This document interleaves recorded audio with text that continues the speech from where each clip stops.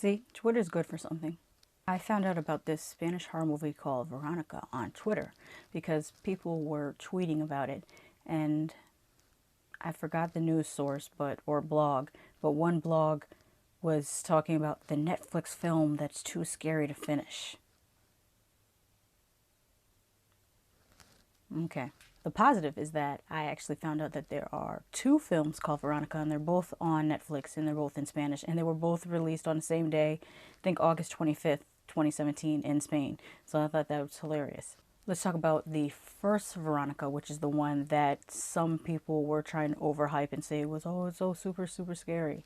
This is not necessary. So the movie starts out with us being introduced to Veronica and her responsibilities as a young teenager.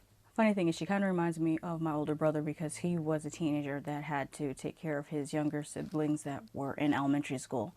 And watching a movie, I can see how taxing that must have been on him. Kind of sucks. But I like how they showed her starting her day, going through her day. It really got to get you to know the character without a whole lot of exposition and through dialogue. Kind of show, don't tell. I really like the blind nun character. It's funny how in some of the advertisement of the movie, they kind of make her look like she's an evil character, but she's not an evil character at all. She's just blind. And she likes to sneak in the basement to have her cigarettes. There were some really great shots. Like at the very beginning, there's a shot of the side of the police door, and you see the mirror on the police door, and you see something happening on the mirror of the police door. They kind of reuse that mirror thing again with a scene in a bedroom where Veronica's in the bedroom. You can see her mother sleeping on the bed behind her, but all of this is shot through the mirror. There's a beautiful shot of the school staircase from above head, and it just, I don't know, there's just something about it that just, I don't know, stuck out to me.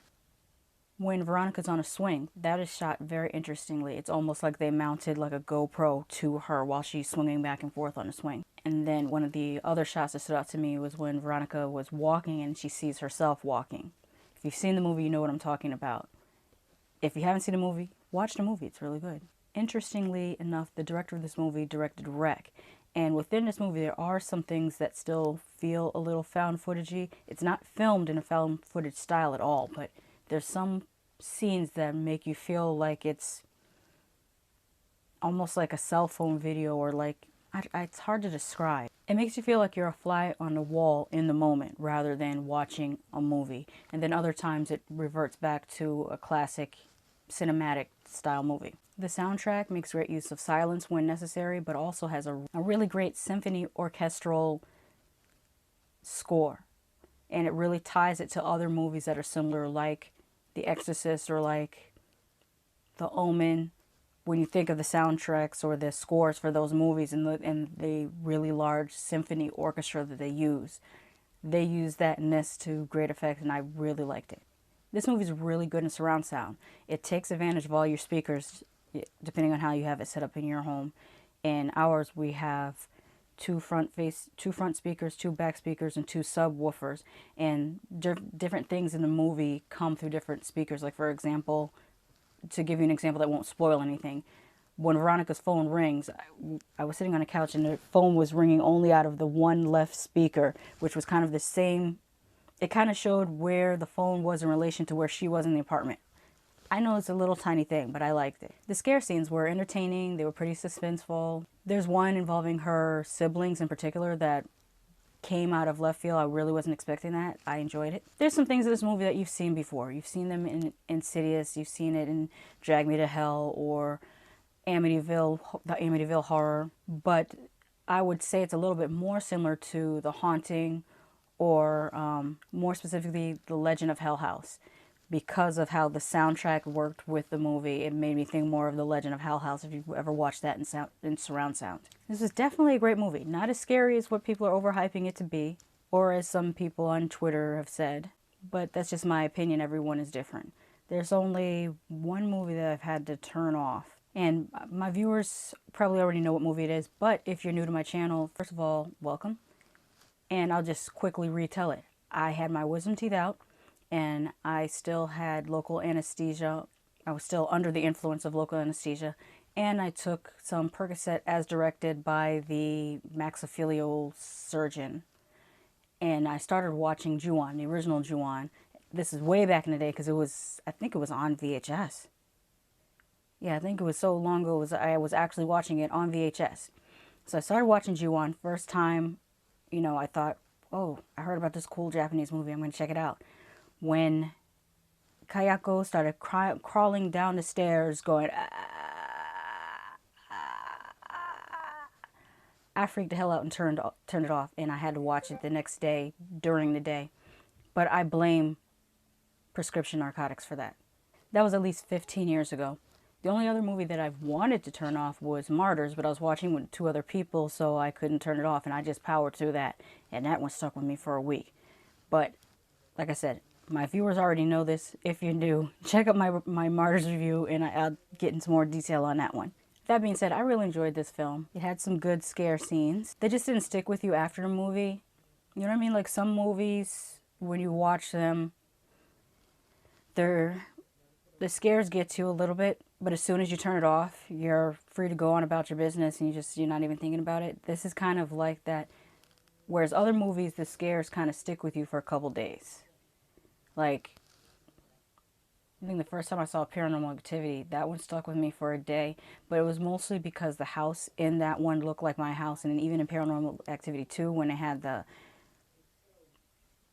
door alarm sounded just like the one in my house. And then at that time, we had I think it was a PlayStation Move that we had, or it might have been an Xbox 360. One of the things we had that had little dots on it that had motion sensors, that kind of freaked me out about that movie. So, because sometimes we'd be in the living room trying to play with that, and it would be registering 3 people in the living room instead of 2 people. So stuff like that kind of creeped me out. But that being said, this movie wasn't like that. I know the perfect way to describe this sticks with you. After you watch a horror movie, and when you're walking through your hall at night and you turn off the hall light and you just walk in your bedroom just a little bit faster to avoid the darkness of you turning off the hallway light. That type of thing. This doesn't do that to you. I could walk around in the dark after this movie. I highly recommend Veronica, especially after the other clunkers that I've watched on Netflix recently. The Open House, I Am the Pretty Thing That Bores You for an hour and a half, the Cloverfield bullshit, and the Deer Tree Cult Monster in the Woods, also known as The Ritual. I must be weird because a lot of people on Twitter were saying they liked The Ritual. I didn't care for it at all. It was overall meh, M-E-H. On second thought, I probably shouldn't group Veronica with these other movies because those were, I believe, Netflix original movies, whereas Veronica is a property that Netflix acquired after the fact. Kind of like Before I Wake was another one that came out at least 2 or 3 years ago, and then it was acquired by Netflix, so it wasn't a Netflix original movie. Either way, like I said, I really recommend this Veronica, and I got to watch the other Veronica, which I'm going to talk about in just a minute.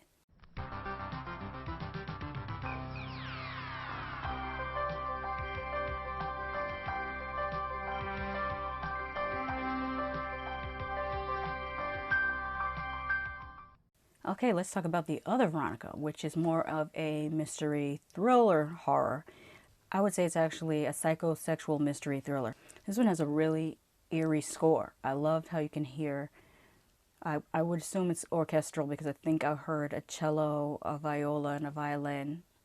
And it's kind of funny, when I was younger, like 6th grade-ish, and I was taking violin lessons. One of the first things I learned how to do with the violin is make that scary horror movie sound with the violin. The beginning of this is kind of shot in the dark on purpose because of one of the characters' eye condition. And while watching this movie, I'm trying to figure it out the whole time. And at 22 minutes in, I'm like, the psychiatrist is her long-lost mother who doesn't remember her. That was not correct. For this review, I'm going to do spoiler-free, but I'm definitely going to have to come back and do a spoiler review of Veronica. This movie is riddled with clues, but there's just as many misdirects as there are clues. So you're sitting there feeling yourself thinking, oh, I've got this all figured out, I know what's going on, and you find out that you don't. The cool thing about the misdirect is when, or multiple misdirects, is that when the twist does come, and the reveal, because there's a twist and a reveal in this, it all still makes sense, even with all the misdirects. The twist ending really flipped my expectations completely. And like I said, there's a twist and reveal, which are two different things. A twist is something that you don't expect to happen, and a reveal is something that you didn't know was the case, and then they tell you later on, hey, this is the case. So both of those things are present in this movie. The special effects were very good, what little there were. There's a scene with a splinter being removed that looked completely real. There's some beautiful imagery. Well, I guess I'm a little bit macabre if I say this is beautiful, but there was a scene with just droplets of blood in the water and how they were swirling in the water. To me, that's beautiful. The small things, they matter. Shot in black and white, this is gorgeous. There's just something about black and white film that is so crisp and clean, and if it's lit right, it is beautiful. There is one sequence that is in color, but it transitioned so smoothly that it was about a couple minutes in that I realized, wait a minute, when did it become in color? And I actually rewound it to find out at what point did it go from being in black and white to color. I think the transition from black and white to color was probably like a way of letting the audience know that things that were hidden will now be revealed, so to speak. This movie has amazing camera work. Every shot could be framed and put into a gallery. It's a nice shout out to Alfred Hitchcock with a scene of some muddy water going down a drain. Kind of reminded me of the blood going down a drain in Psycho.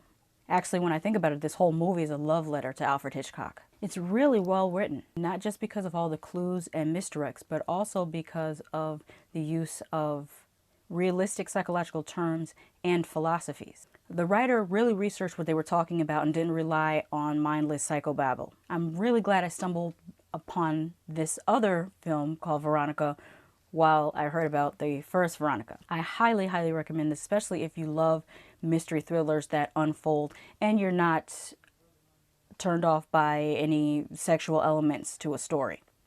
I'd like to talk more about this, but I'm really going to have to make a separate spoiler review. But like I always say, just because I love something doesn't mean you won't hate it, and just because I hate something doesn't mean you won't love it. Did you see Veronica? What did you think about Veronica? Either Veronica. Did you watch both of them? Is there one you prefer over the other one? Not that it matters, because I like them both equally. But let me know in the comments.